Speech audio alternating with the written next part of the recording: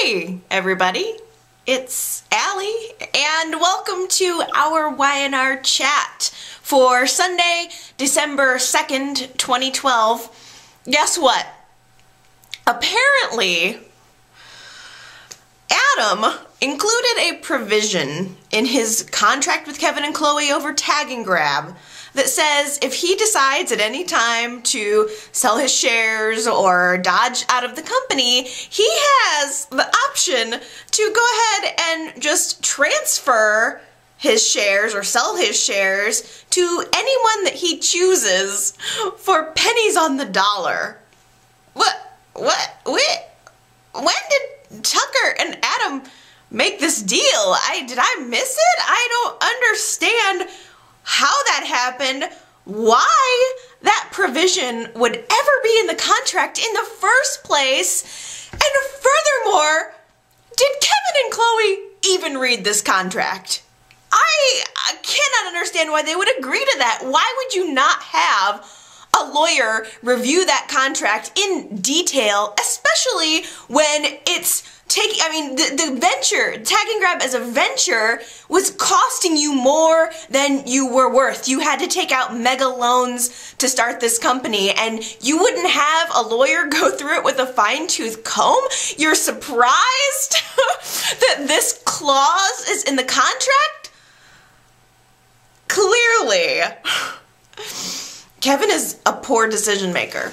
He makes bad decisions, and Chloe just went along with him. I think she got caught up in what was his idea. It was Kevin that was building the physical website. He was the tech guy behind the whole thing. She just wanted to do something. She just wanted to be involved in what he was involved in. She just wanted to support him, and it's backfired so incredibly. Of course, Kevin, rather than taking any sort of blame for himself, any kind of responsibility for the situation that they're in now, blames Chloe for getting involved with Adam in the first place. It was her idea to bring him in. He had the business savvy and he had the money, and Kevin was against it, but he went along with it ultimately. Chloe was trying, and I don't think in any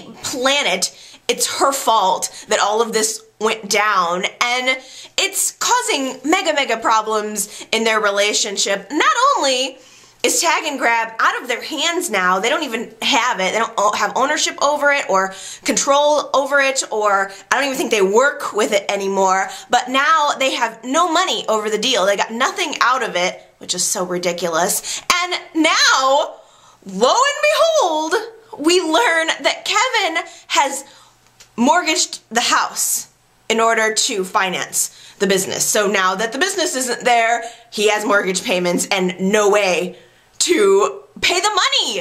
And it's big money. It's $10,000 is his monthly payment. Can you even imagine how big of a loan that must have been? It must have been millions of dollars. Oh, I thought that's what Adam was for. Why did he have to finance his house if Adam was providing the money? I don't understand, but naturally, he didn't tell Chloe about any of this. The title to the house is in his name, so he goes off, takes out this loan, doesn't tell Chloe anything, and to give her credit, when she did find out that he had done this, she stuck by him. She's done a really good job of sticking by him. I think Chloe wants to save her relationship. She wants to save the day. Chloe is actually out there trying to find new ventures. She's working with Chelsea on starting this fashion company, and Kevin, meanwhile, is in the background just whining. All he's doing is lamenting about how bad his life is and how much everyone around him hates him and won't support him. Chloe's actually out trying to do the work, which was the same thing that was kind of happening when they were trying to get financing for the business. Kevin was whining. Chloe was actually out there getting financiers, and now it's just become such a mess. Kevin had to go to Gloria to ask for money this week, and she was real cold.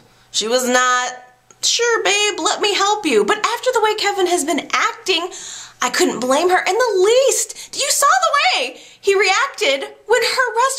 down. There was no empathy for her whatsoever. Why should she have any empathy for him? It's a shame that Kevin is acting like this. All of a sudden, he is only interested in his family when he needs something from them. He's a user. He is an emotional user, and that's the worst kind. He plays on your emotions. But I'm your son, and don't you love me? And obviously you want to see me fail. And if you loved me, you would give me this money. And I hate that. I hate that quality in any person, and I'm especially hating it in Kevin. I don't blame Gloria for being cold to him, although I was thinking that Gloria was being super judgmental. She was really kind of bringing down the hammer, like, way to go, Kevin, another great decision from you, as if Gloria is some angel. There was a day when she was actually on the YNR landscape where she was screwing up every time she would turn around. There was problems for her constantly while John was alive, after John died. She was always turning to Michael for help. She was the ultimate screw up, so it was weird to see Gloria scolding Kevin when it's probably more like the apple not falling far from the tree. I don't know. If it was me, I would just let the house go. I mean, Kevin and Chloe never really loved that house. That was the house that he shared with Angelina under that ridiculous ruse of a marriage. I would think that maybe it had some bad memories there. I would just let the house go. I'd foreclose on that, get out of the situation. But he also went through a lot to get that house, so I guess I can kind of understand why he wants to keep it. He swallows what is left of his pride, and he goes to Michael for the second time. And although Michael won't lend him millions of dollars to save Tag and Grab, 10 grand, Michael raised an eyebrow, gritted his teeth, but he wrote the check, gave it to Kevin, and for a moment there was a feeling that, okay, good, phew, problem solved, at least they're okay now. No, the $10,000 was only one payment on a massive loan that he has.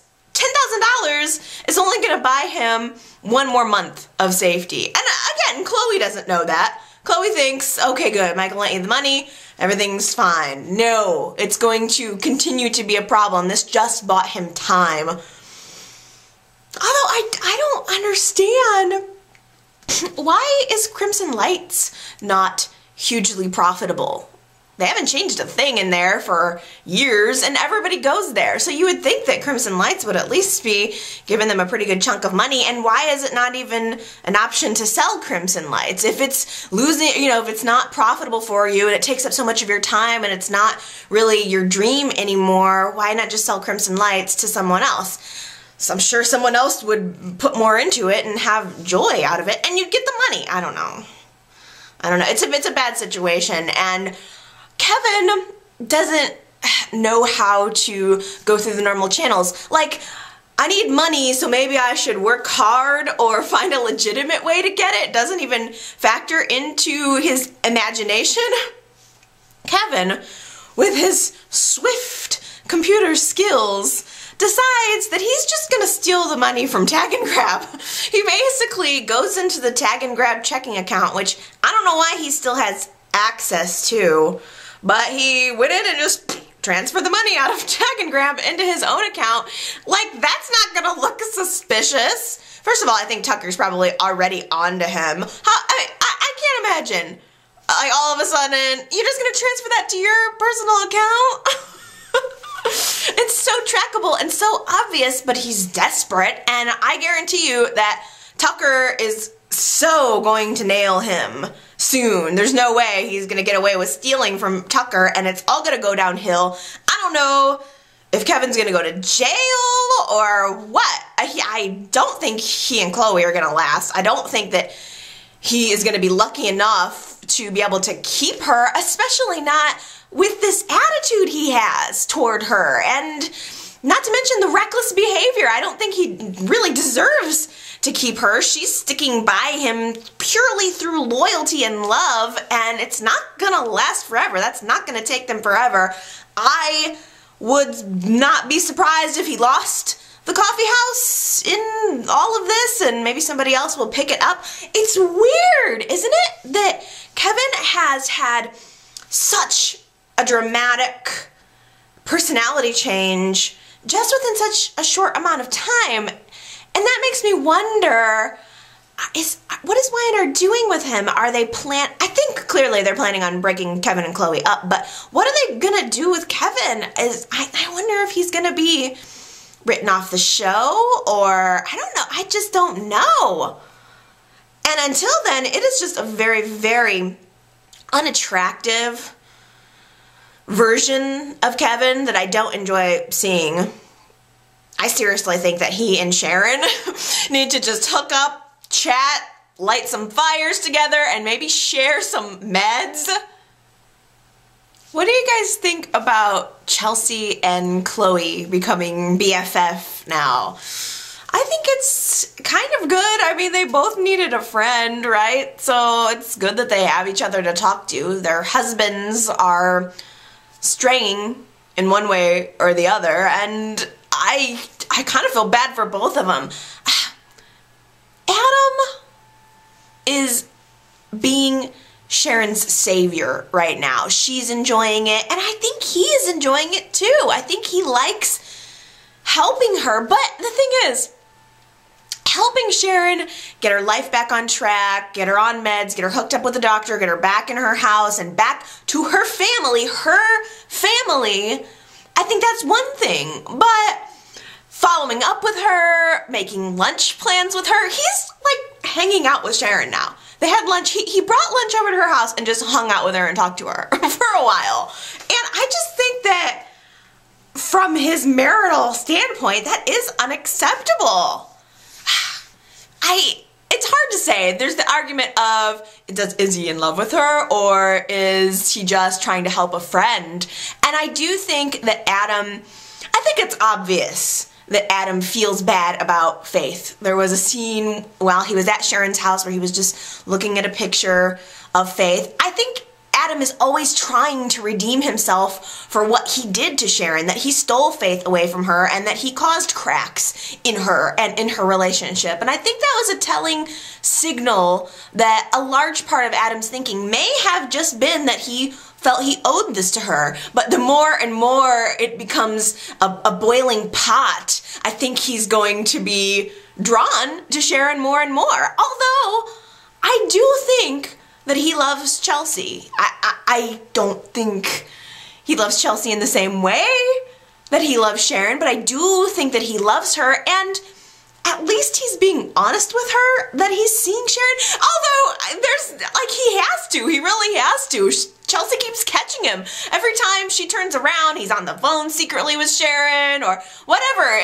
He has to kind of come clean with it, and in a way, it's as if he's kind of trying to have his cake and eat it too. He wants to have his marriage with Chelsea, but pursue this thing with Sharon on the side. Whether it's subconscious or conscious is up for debate, but he's clearly drawn to Sharon for one reason or another, and maybe he could get away with this whole thing if he were giving Chelsea like 1/4 of the amount of attention that he's giving to Sharon.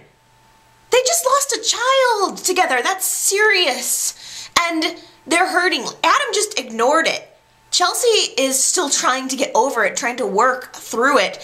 And she's trying to move on. Chelsea is trying to make things better. She's wanting to start this fashion house with Chloe, to have something else to focus on. And it's weird how Adam seems to really sort of passive-aggressively not want her to do that. Why would he not want her to pursue this? Well, it seems as if Adam is fine if Chelsea wants to have a project, but Adam does not want Chelsea to become involved with Chloe, which yet again, you don't get to control that situation. You don't get to control what she does. And I don't even know when Adam became that. He never seemed like the kind of guy that wanted to boss around his wife. He wasn't that way with Sharon, and he just seems that way so much with Chelsea, telling her, look, you could do this on your own. You don't need Chloe. Well, yeah, she kind of does. It is the idea. They do kind of balance each other, and it does seem like it would work. Although, I mean, Kevin feels the exact same way. It's like, it's weird. I always want people to be together against all odds, and just almost because Adam doesn't want Chelsea involved with Chloe and Kevin doesn't want Chloe involved with Chelsea, it sort of makes me want them to be friends. Plus, I just think that, you know, a fashion house would be kind of fun and interesting, but I don't know if it's gonna get off the ground.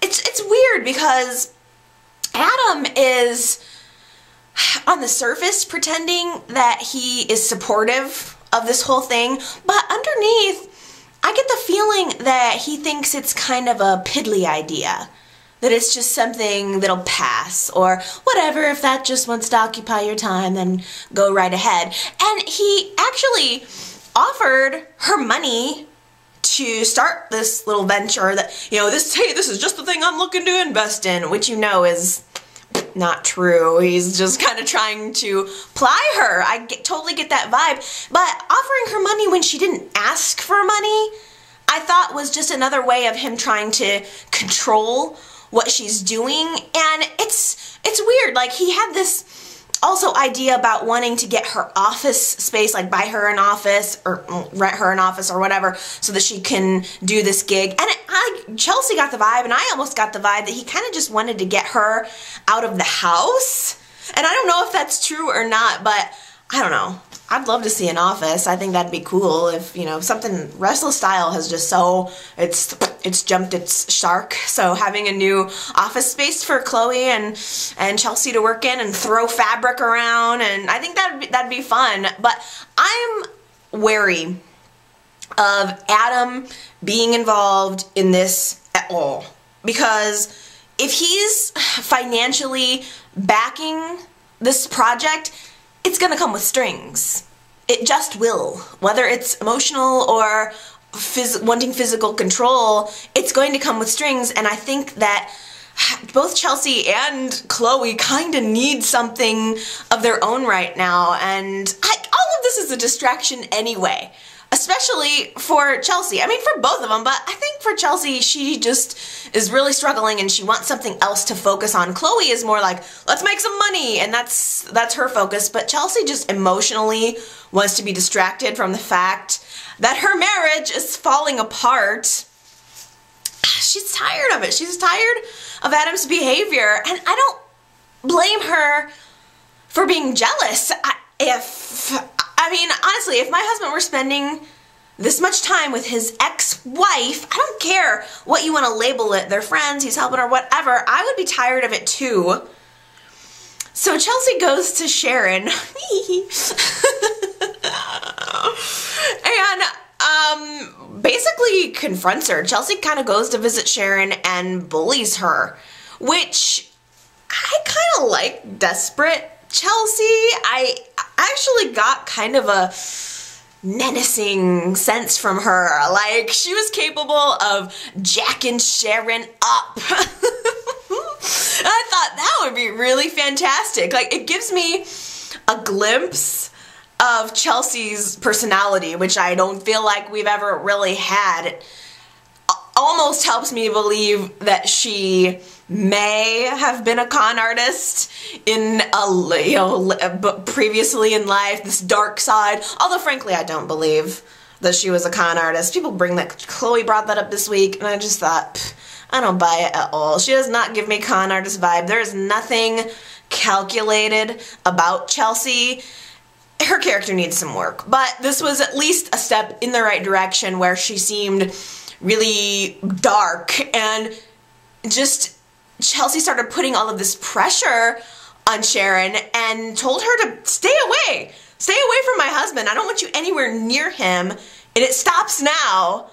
And Sharon starts to get really defensive, and she blurts out something like, you're just afraid deep down that Adam loves me in a way that he will never love you. Or maybe it was backwards. No, he loves me in a way that he will never love you. And it hit a chord with Chelsea. You could see she came back right away. Like, she couldn't believe that that's what Sharon was saying, and Sharon started backtracking on it right away. She was like, I mean, he used to love me, but not anymore. He's all for you, and you guys have a stable relationship. I mean, me and Adam, we were, woo, but you guys, you've got the magic touch. You kids are gonna last.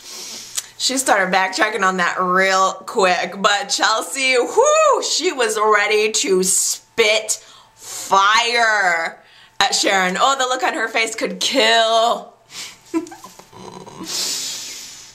I'm wondering, I can't help but wonder, who would win in a fight between Chelsea and Sharon? That has to be like the question of the week. If you're watching this, listening to this, whatever, you have got to let me know where you weigh in on this. Like, it's an unregulated arena. Chelsea and Sharon are just like, nobody's around to hold them back. They just start going at each other. Who wins? Who do you think would win in a physical knockdown drag out between Chelsea and Sharon? Because I think it would be Sharon. Mostly because she's crazy. Chelsea might have a little bit of feeling bad about beating up on a crazy woman, but Sharon is just, oh, she's ready. She's more desperate. Chelsea's desperate, but Sharon is more desperate. I think Sharon would like douse Chelsea in fire and light a match. I mean, I think Sharon would kick her butt, but you have to leave me a comment and tell me who would win in a fight. I would pay to see it. I put it on pay-per-view. I will pay $9.99. $19.99. I would pay $20 to see that, just that. As long, like, I don't want it to be a soap opera fight. I want to see the fight, you know, like, I want it to be raw and, I don't know. That'd be good. But anyway, Chelsea threatens to tell everyone that Sharon burnt down Victor's house. Unfortunately, Sharon's biggest enemy is housing her biggest secret. And Chelsea essentially says, stay away from my husband, or I'm going to tell everybody what you did to Victor, which successfully sent Sharon into a tailspin. She freaked out. She tried to call Adam, and actually Adam was having a conversation with Noah at the time where Noah was telling him to stay away. Chelsea was telling Sharon to stay away from Adam. At the same time, Noah was telling Adam to stay away from Sharon. And so, you know, it's weird. Like Adam, like Noah's telling Adam to stay away. His wife is telling Adam to stay away. Everything is against Adam and Sharon even hanging out, even doing anything together. Sharon is still clinging to Adam. And I thought it was interesting that Noah made the point that, why don't you try confiding in Nick? Why don't you try confiding in Dad? Because Adam, we know, is a negative influence. He hid that evidence that could have gotten you out of jail years and years ago. I mean, he stole your child, for crying out loud. Adam has screwed you over. Why don't you just rely on your family? Why don't you let us take care of you? Why does it have to be Adam? And I think Noah was really drilling in on that. And to Sharon and to Adam, why does it have to be you? She has people that will take care of her, like me. Let me do it. Why does it have to be you? And I think that that is indicative that there is something more there. I can understand completely why Sharon wouldn't want to rely on Nick at this point. Nick is judgmental. He is really judgmental. I don't blame him. He's been through so much with her. And she burned down his family home. Obviously, Sharon would feel guilty and paranoid around Nick, but she also realizes that she is causing major problems in Adam's marriage by always going to him. Oh, there was such a good scene this week where Chelsea, after threatening Sharon, goes back home and she's just sitting there, and we start to see what's on her mind is she's like imagining Sharon and Adam sleeping together. Her paranoia is, really, really high. So we start seeing Chelsea's face and these flashes of Adam and Sharon on the couch together. You have to admit, the new writers are kind of good about not giving it to us while giving it to us. There's been a lot of imagination sex for the, you know, where it's kind of drawn. There are a lot of people who want Chelsea and Adam together, and probably just as many who want Sharon and Adam together. So they're keeping Adam with Chelsea for the moment, but they're giving us a taste of sexuality between Adam and Sharon, which was the same thing they did with Nick and Avery for a while, and we all saw how long that lasted.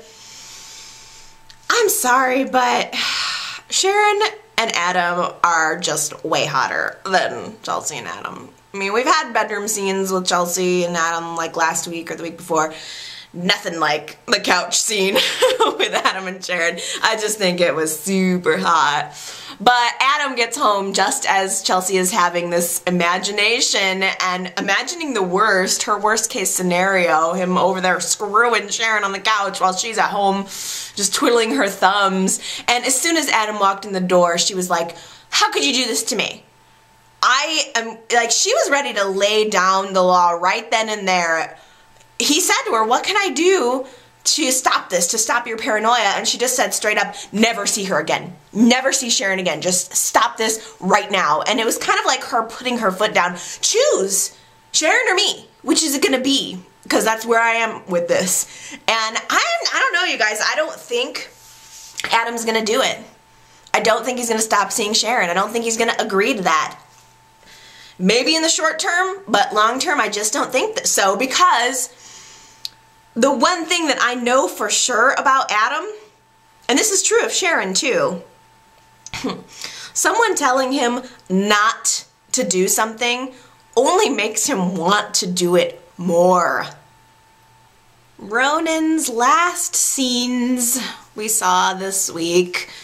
Goodbye, sex wolf.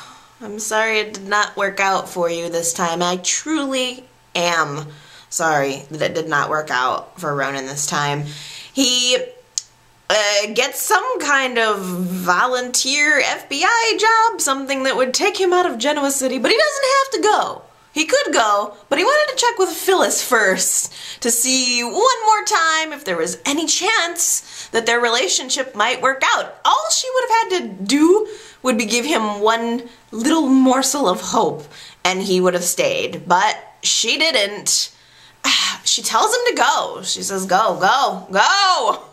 What's holding you up? And it was really sad. It was a very emotional scene, and Ronan tried to break it down with her and say, "Did we ever have a chance? Have I just been chasing my tail this entire time?"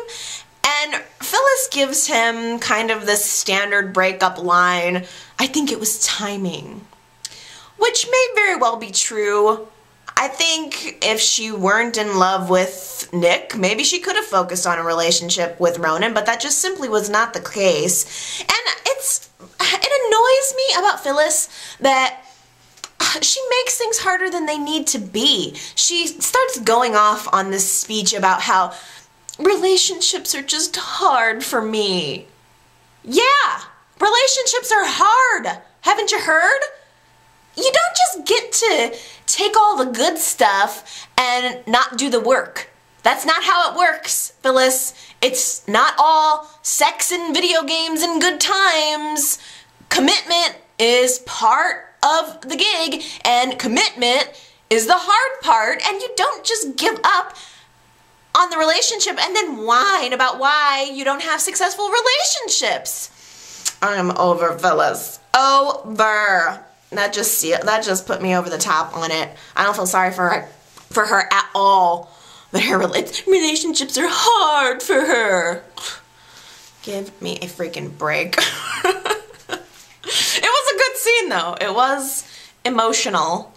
And you could tell that Jeff Branson was really trying his best. He was given a little extra oomph in that scene, and I did appreciate that, and I am going to miss him. I am going to miss the what could have been most of all. But this encounter between Phyllis and Ronan not only caused problems between her and Summer. Summer hates Ronan. I'm sure she'll be glad that he's gone.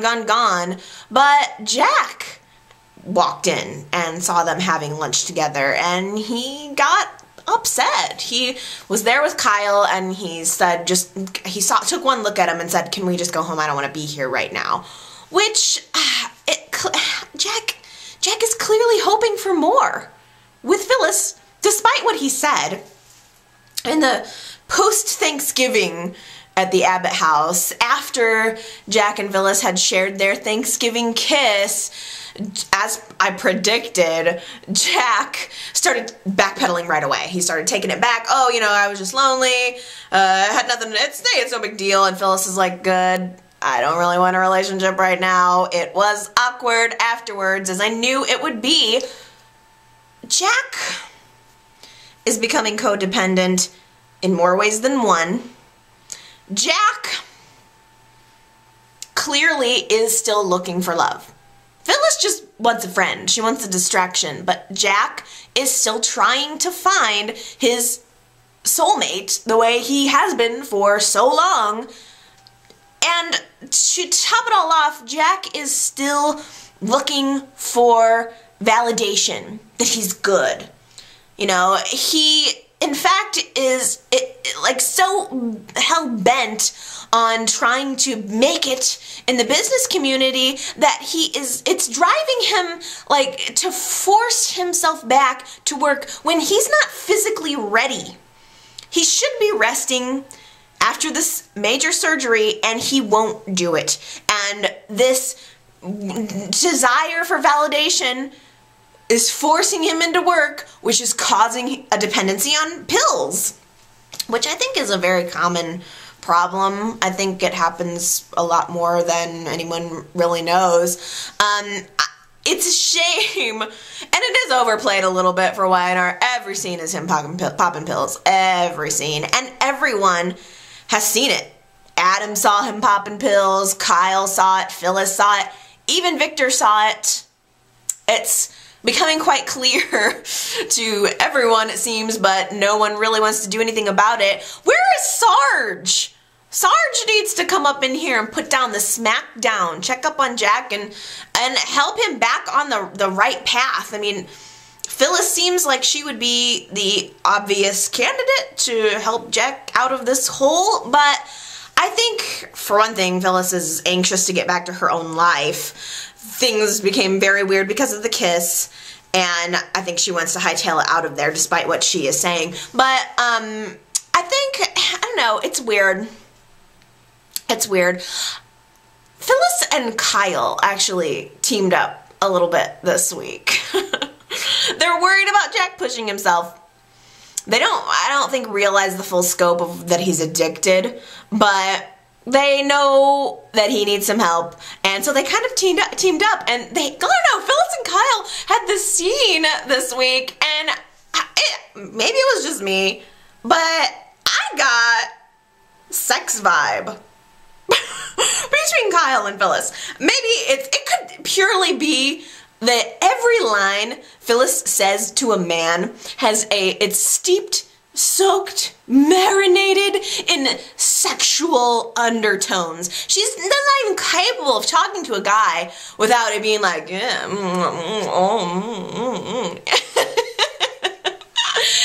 I know it's probably wrong, but my goodness, I swear I got sex vibe from Kyle and Phyllis. Kyle clearly doesn't want her to go anywhere. She tried. She's trying to move out of the Abbott house and back into her condo, and Kyle he made a plea at least for her to not do that. I don't know. I don't think she's gonna go back to the condo. I think she'll stay with Jack. Jack pulled the old, "Oh, hey doc, I lost my prescription. Do you think maybe you could write me another prescription? Oh, and this time, could you make it stronger?" How can that, I don't even know how he's getting away with that, but he did. So now he's got a stronger dose of the medicine because you work up a tolerance to it. He needs more and more to get the same, pain-killing effect. And he ended up passing out in the middle of the day after work, just kind of passing out on the couch. Phyllis comes home and sees him, And she, she kind of intimated, like, how many of these are you taking? I mean, she kind of tried to pry in there, but at the end of the day, Jack is stubborn. And also, Phyllis trusts him. She trusts that he knows what he's doing, but he doesn't, not at all. The fact is, he needs someone, and it's not even a nurse. He needs someone. But, look, I always felt like I was a Jack and Phyllis fan back in the day.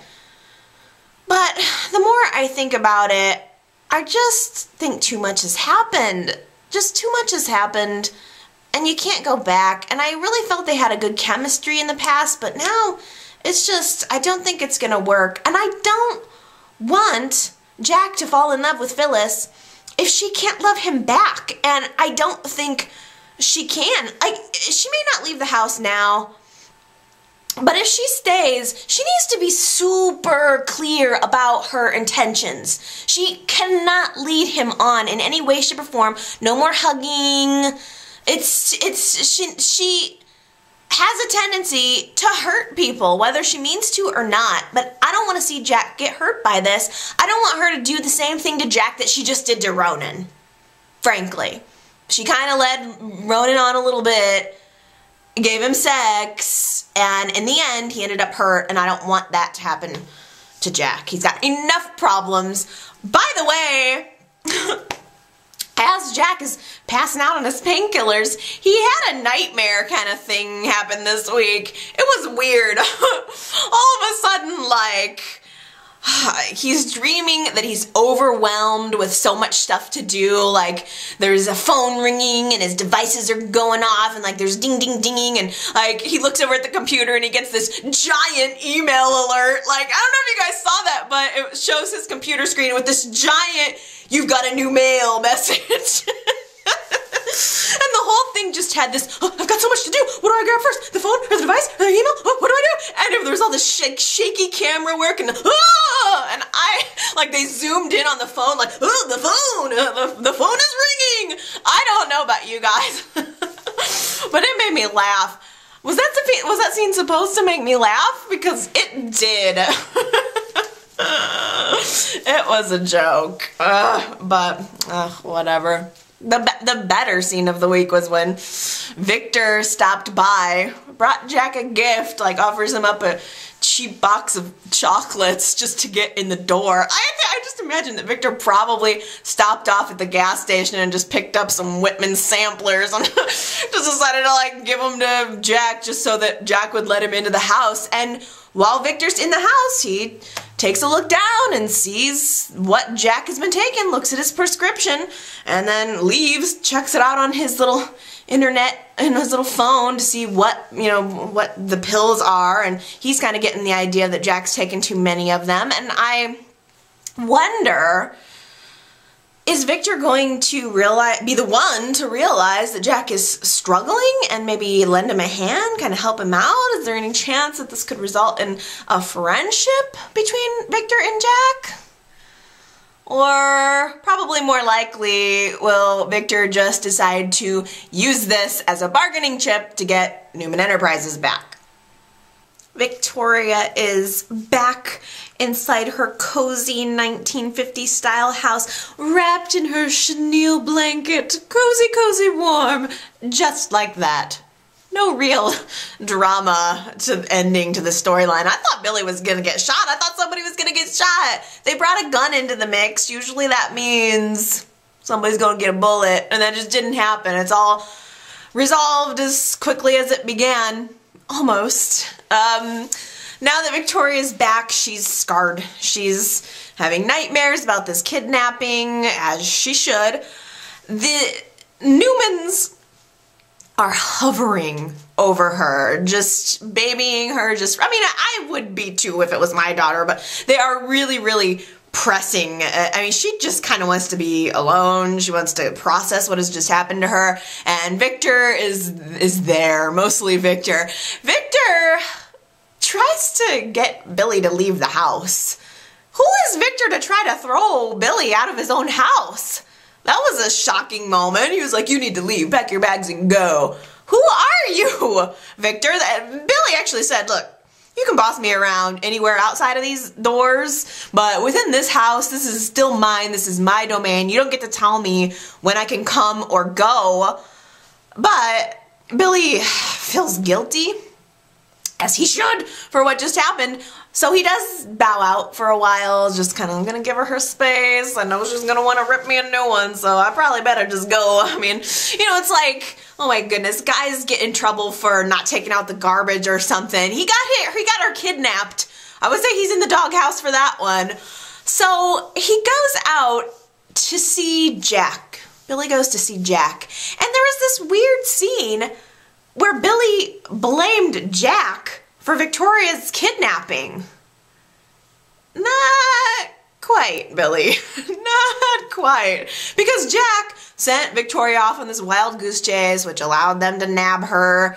But, I mean, if you really want to play that game, it's Victoria's own fault that she got kidnapped. It was her lawsuit that forced Victor to have to take the company public, which allowed Jack to get up to buy up the shares, which allowed him to send her on that wild goose chase that ended up getting her nabbed. So if you really want to backtrack and play the blame game, then, you know, that's just ridiculous. And it's pretty typical behavior.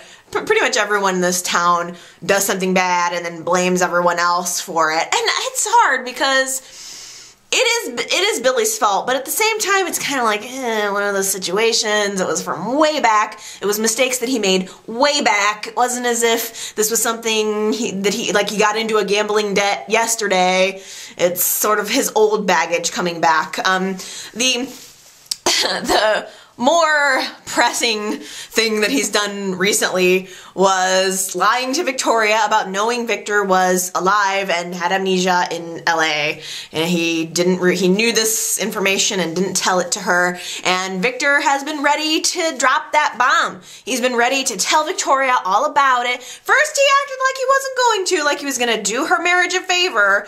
But then as soon as Billy started getting out of line again, he was all too happy to use that as blackmail. So now, especially now that this crap has gone on with the kidnapping, Victor is ready to tell Victoria that her husband lied to her. And I was kind of ready for this bomb to be dropped simply because I wanted Victor to stop holding it over Billy's head. It was kind of getting old.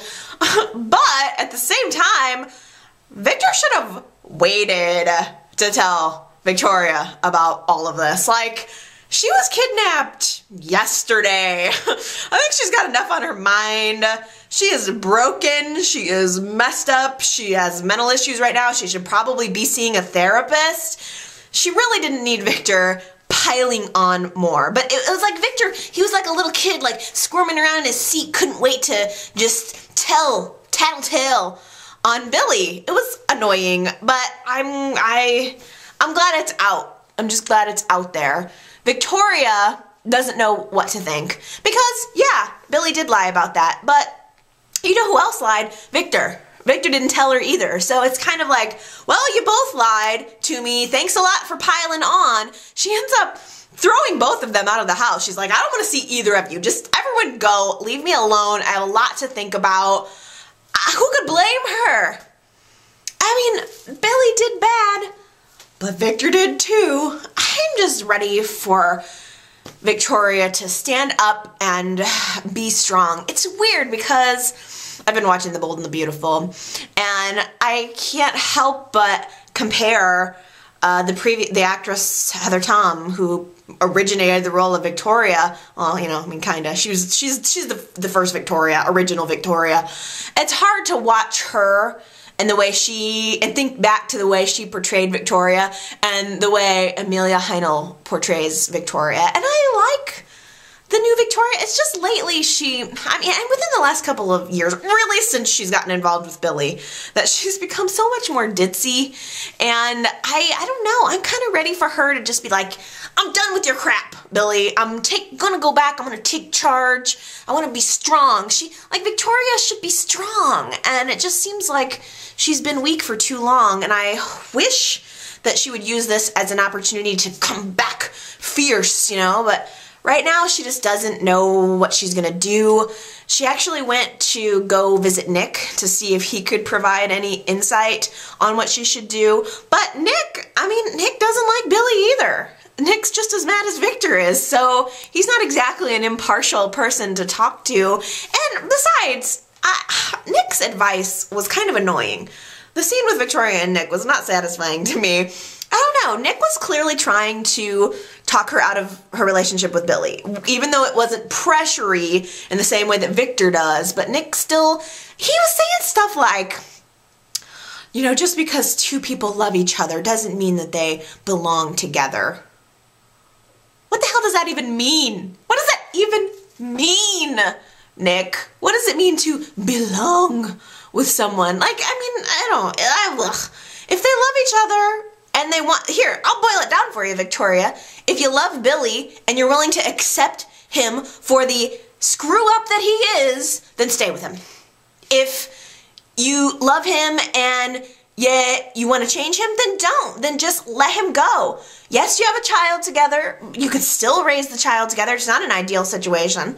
But what are you going to do? Make yourself miserable? Get yourself kidnapped again? I mean, either you love him and you accept him or you don't. You pretty much knew what you were getting into when you married him. And it was all cute and fun when it was Jamaica and you're all drunk and getting married and, oh, you know, it's a Newman and an Abbott and, you know, I mean, we're such an unlikely couple. It was all good and I was there for it too and I enjoyed it. But, I mean, again, pretty much like Phyllis, I was saying about Phyllis earlier, it's not, a relationship is not just about the fun part. So decide what you want and just move with it. But I don't know. That's the advice she should have received, I think. But the conversation with Nick did turn out to be pivotal. I think she's gonna leave him. There have been so many times where she's just said to him, "Oh, Billy, I'm so..." In these words or in similar words, "I'm just so disappointed in you. I'm just so tired of this." And he's messed up so many times, and I mean, I think she's gonna be done with it. I kind of think she's gonna put her foot down. She came home actually from that talk with Nick to, you know, to talk to Billy, and yeah, she pretty much told him, "Look, you can stay here because we have a kid, but stay away from me for now." Nick and Avery. Sex happened. Your sister just got kidnapped yesterday, Nick, but it's cool. Let's just have sex. It was like he almost used that as an excuse to go ahead and have sex. Nick was looking for the excuse to go ahead and have sex, let's be real here, and so was Avery. Oh, Nick, you're upset, you know, let me help relieve you by offering you my amazing... No, okay, I'm not gonna go there. But it was good. I mean, they were smooching up and, you know, doing the sex. I wish we could have seen more sex. Like, I wanted to see the bedroom, but instead we just kind of got kisses. And the next morning, this is what irritated me. The next morning was filled with, oh, should we have, maybe this was a mistake. Oh, I don't know, maybe we should, this might have been a bad idea. Look, enough with the maybe this is a mistake talk, okay? You guys need to just own it. If you want to be together, just own it. You get to live your own life. Newsflash, you get to make your own decisions. You're an adult. And if Phyllis was your main priority, your main concern, either of you, then you wouldn't keep coming back to this place. If you really didn't, Avery, if you really didn't want to betray Phyllis, then you wouldn't be sleeping with Nick. You wouldn't be hanging out with him. You would keep yourself away from him. And Nick don't care. Nick has no, you know, I mean, Nick, he's ready to move on. But it's kind of Avery, like, oh, I don't know, I'm tired of hearing it. Just be with him if you want to be with him, but don't keep second guessing yourself. And you chose Nick over your sister, kinda. I'm sorry that you got put in that position, because it does suck, but at the same time, you made your choice, so you better just roll with it.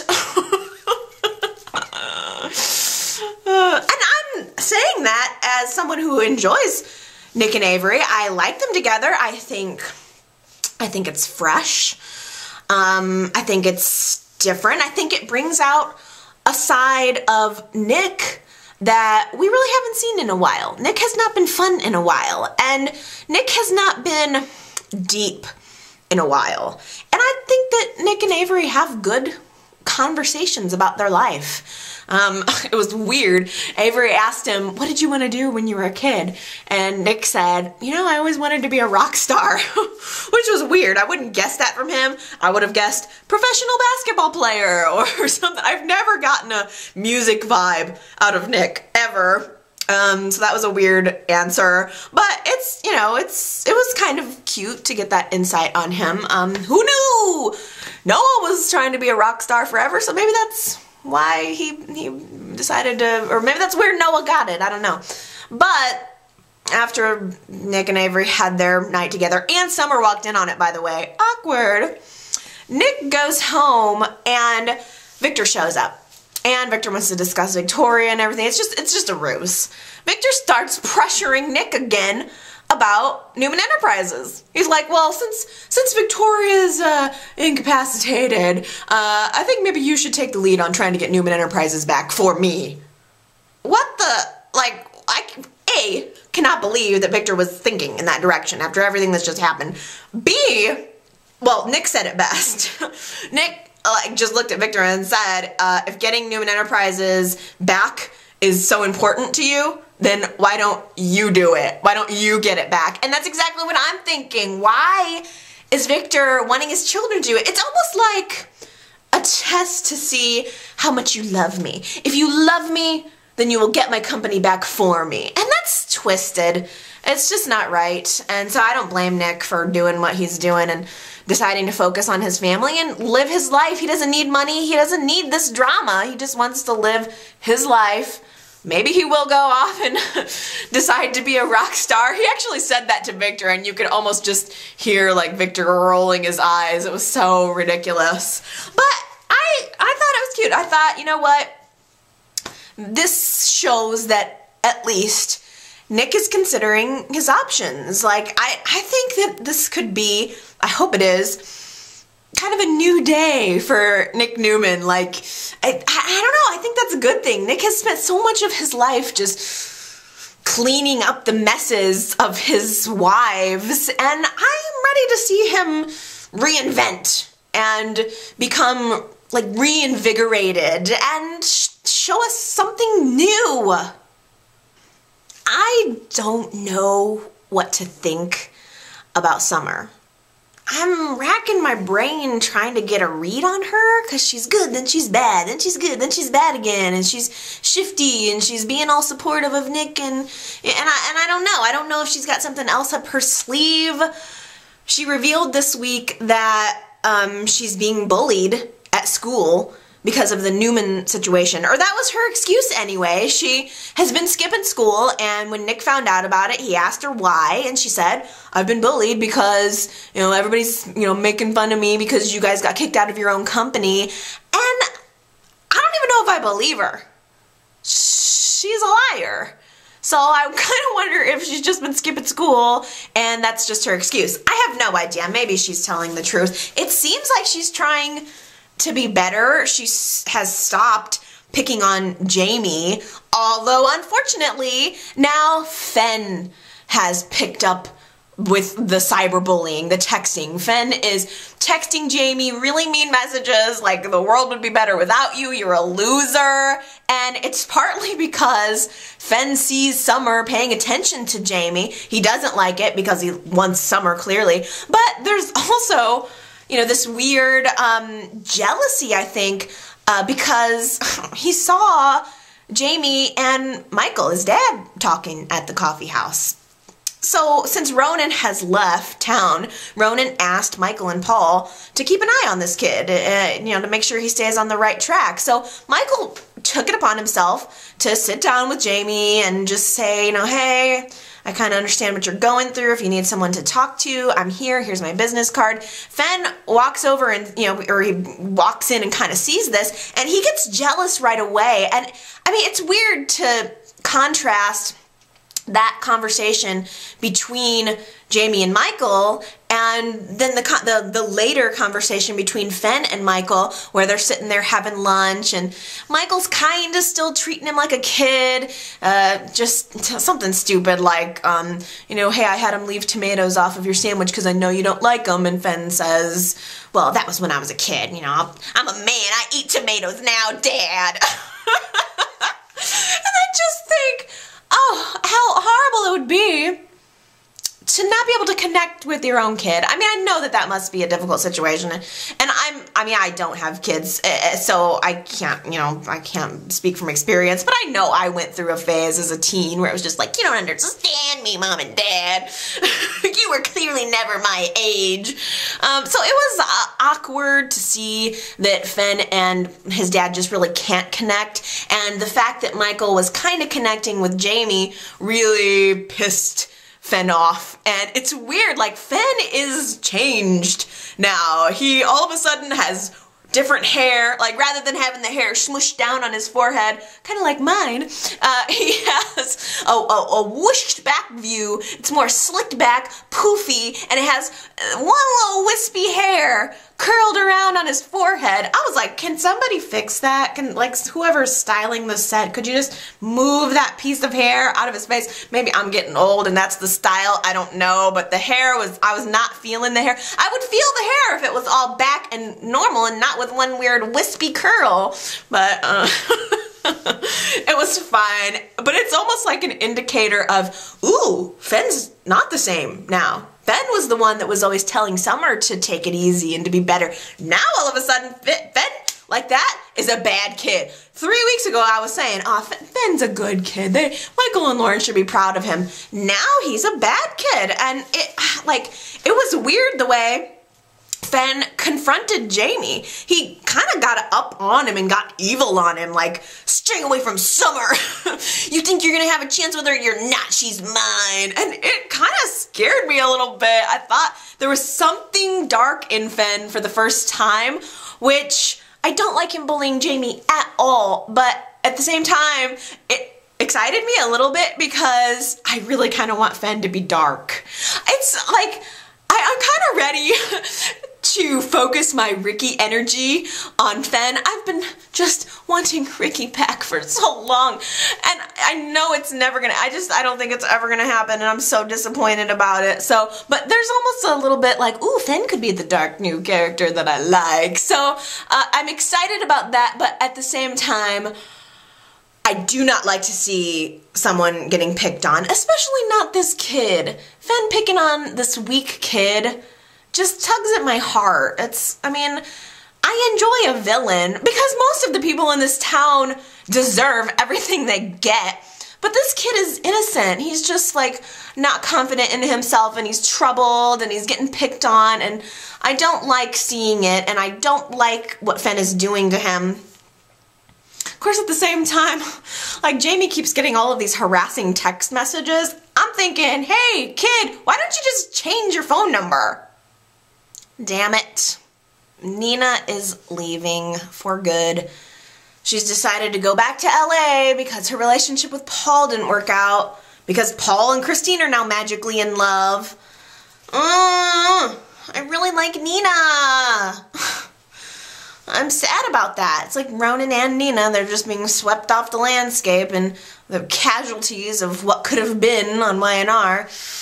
And I don't know, I don't feel connected to Chris. It's almost like we're getting Chris in place of Nina now. And I mean, I'm sure she's good for people who have watched the show for a long time. I mean, I know Chris. I mean, Chris goes way back. And she is a veteran character, she's a core character, she's a belle, and maybe that's their way of kind of making sure there's a belle still in the mix, but I don't feel connected to Christine. I don't know what it is. I'm not getting anything real from her yet, especially not enough to make me want her with Paul after I really enjoyed Paul and Nina, and frankly, I'm not really buying that Paul and Christine are magically in love again. Especially after She just slept with Danny a few weeks ago, and they had kind of resolved to be together now, like to make it work. I don't get it. They went to bed together, and they seemed willing to adjust their lives to be together, even though her life is supposed to be in DC. What, is she just moving back to Genoa City now just so she can be with Paul? Like, she scheduled a trip to Chicago to go tell Danny that it's off, and I just don't believe that Christine would choose Paul over Danny. I don't believe that she would put her whole life to the side to move back to Genoa City to be with Paul when she has always wanted Danny. When given the choice, if possible, like, it's been years of Chris wanting to be with Danny and Danny wanting to be with Chris, but when Chris wanted to be with Danny, Phyllis was in the way, and when Danny wanted to be with Chris, she was all wrapped up with Paul. But they always wanted to be together. And if given the choice, all things being equal, I believe that Chris would choose Danny. She always has. She has never chosen Paul. So why all of a sudden are they in love? It's too quick. I don't get it. I feel like whiplash all of a sudden, and I don't know. I don't feel passionate about Chris and Paul. I felt passionate about Chris and Nina. There'd be something different. I felt passionate about Nina and Paul because they're kind of both outsiders, and I thought that they made a good match. But maybe, I don't know. They're gonna have to work on this for me. I'm gonna need some help getting on board the Christine and Paul train. The only thing that might be good, I guess, is that now Paul is kind of talking about a career change. She's talking about maybe not wanting to be involved in private investigating anymore, which I see as, hallelujah, a sign that we're getting away from these cop stories. With Ronan gone, and now Paul talking about a career change. Please, and everybody starting to work at the companies again. This is a good signal. I'm so tired of courtrooms and police stations, and I hope that they tear down and burn that police station set. That should have been, the Genoa City arsonist should have burned that place down. But I wonder if, with Paul and this career change, I wonder if he's going to go get a job at Chancellor or Jabot or Newman. Kane is kind of bitter about the fact that Devon has taken a job at Jabot. I think Kane feels threatened. Neil is pretty much asking Kane to train Devon, and in Kane's head, he's training him to take over his position someday. It's kind of clear that Neil is grooming Devon. I'm sure that Neil would love nothing more than to have his son take over his position someday, and Kane sees the writing on the wall. I don't blame him, honestly. I mean, he may be a little bit paranoid because Devon doesn't seem interested in being there, but still, Kane kind of subtly tried to talk Devon back into going back into the music business. It was actually kind of sad because I'm glad that Devon's not going to be isolated anymore, but at the same time, I'm sad that his dream just has been shattered. I mean, it was weird. Devon actually said, the music thing didn't work out, and I felt like it was time to get real. Which is, do you remember when Devon was trying to start this business, Neil kept telling him to get real. Even as Devon started pursuing his education in music, Neil has always been in the background telling him, well, why don't you develop a backup plan, have your backup plan ready, and now Devon is in this place where he's sort of accepting that, and it's kind of sad to see. It's like the death of his dream. But I'm going to try to get over that and accept him being at Jabot. Kane's no dummy. I will say that.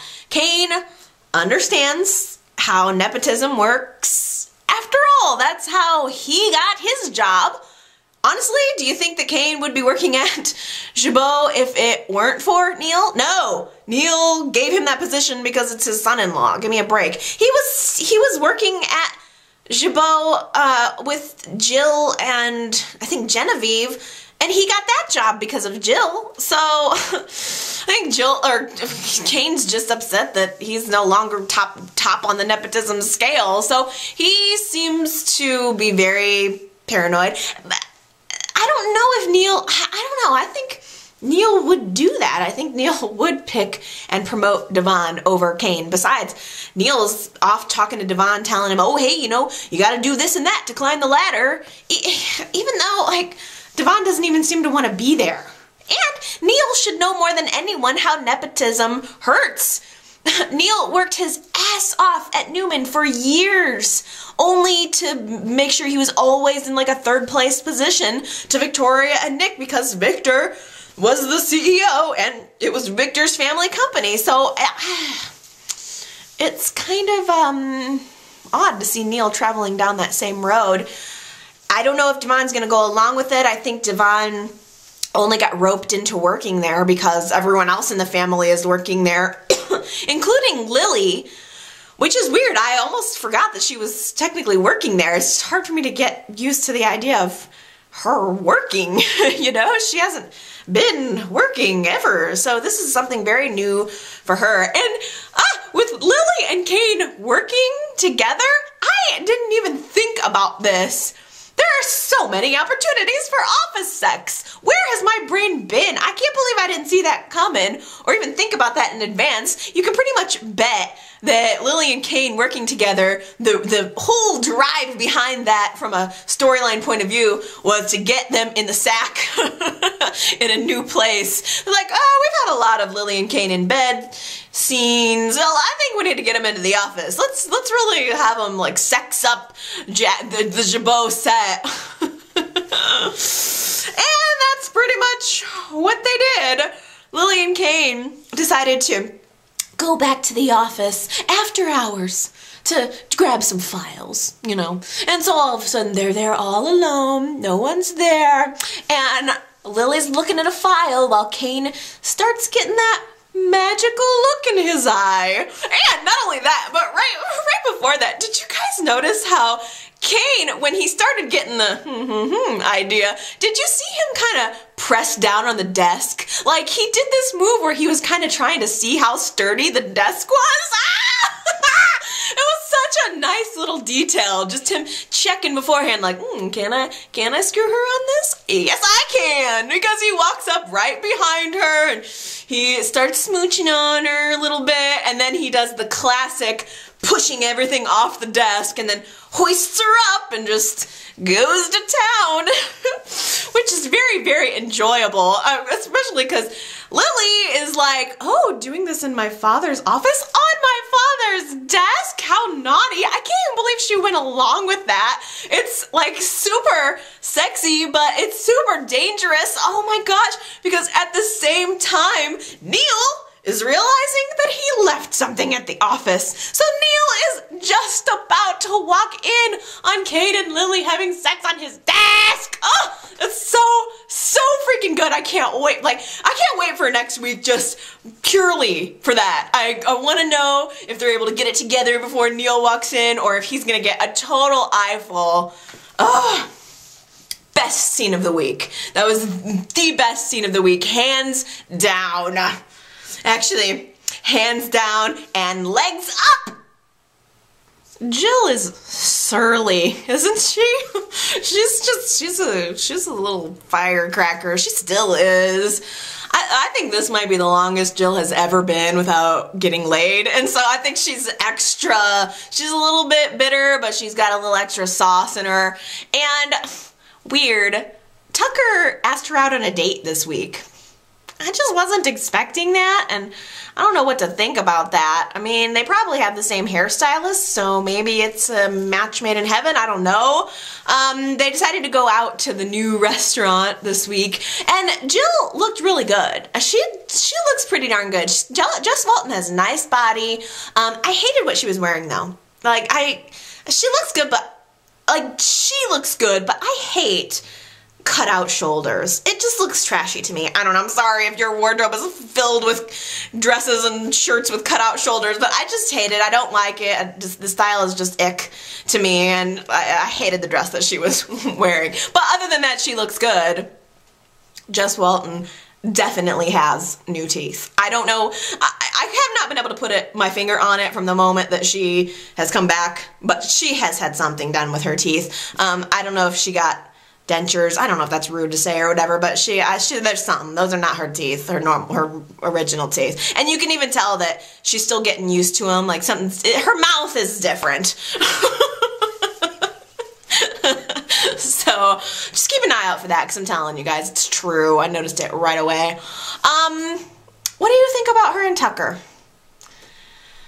He is definitely working an angle. I don't know what it is exactly, but it was so gross. They're having dinner, and Tucker starts giving her the old, I want to change for you. I want to change for you. Where is this coming from? All of a sudden he's like pursuing her hardcore and kind of acting like it's an actual date, and that he's, doesn't want to have anything to do. He doesn't want anything more than just to spend time with her. But the line where he said, like, I want to change for you, where is that coming from? Like, he was supposedly in love with Ashley, and then ruined that relationship, and then suddenly he seemed like he was in love with Harmony. And then even when he was pursuing Sharon, you still kind of wondered, like, oh, is he really into Sharon? And now all of a sudden, Jill? Out of nowhere? Like, she's only even been in his consciousness for a week. She's been off the scene. He hasn't said a word about her. Now she comes back and suddenly he's in love with her? She's right to be wary. I'm not sure if Tucker is doing it because he sees this as a way to get in with Catherine or to get in the company. I don't know. It's just weird. I don't know how I feel about Tucker and Jill.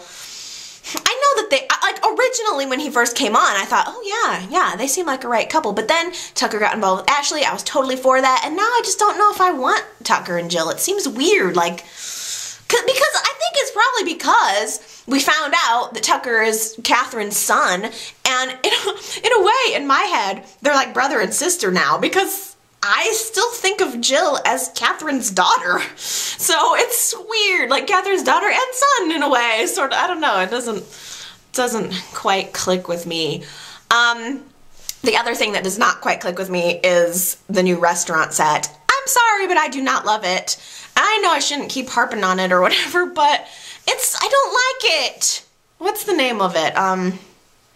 They actually gave it a front this week. We saw the windows and the little inscription on the front. It said on the boulevard, and I think someone else called it that. It's on the boulevard. So it was lighter this week. I will give it that. What was one of my main complaints was that it was so dark, but it was good to see some light in there this week as people had lunch this week. But I guess the thing is, I don't know. I guess I just don't like blue. I'm wearing blue right now, but it's teal. I guess I just don't, I'm not a huge blue person. I don't really wear a whole lot of blue, and I just don't respond that well to blue. And okay, even if it is blue, that's fine, but there's so much brown in there too. It's like, okay, yeah, blue, I guess I can live with blue, but the brown is so brown. That's just what I want to see when I turn on the show. Brown. It's so blah. I'm looking forward to seeing the ranch rebuilt. I am still not over that. I tell you what, I am still not over that. I want to see some progress, and I want to, the ranch better be fantastic. It really better be. Victor was kind of mentioning it a little bit this week. Well, he said something. He was on the phone with somebody about, keep it in the vault. I want this to be a surprise for Nikki, and I hope it's related to the ranch. I would like to see some of the construction process, but if it's just like a surprise, and maybe it leads into Victor and Nikki's next wedding, that would be okay. I want the new ranch. I want to see the new ranch, and I want to see it soon. Okay, this has been, I think, an extra long version of my Y&R chat because there was no video last week, so I want to really give you some extra video this week, but I'm about worn out. I've talked and talked and talked. My throat's even a little sore, so now it's your turn to talk. You have got to let me know what you think about this week's show. Please leave me a comment. And don't forget the question of the week. Who would win in a fight? Sharon or Chelsea? I must know where you stand on this issue. And anything else you want to tell me is totally game. Whether you agree, disagree, maybe you caught something I didn't catch. So please, just go ahead and leave me a comment and I will be reading and responding and looking forward to next week. So I will see you guys then. I love ya, and we'll talk later. Okay, bye.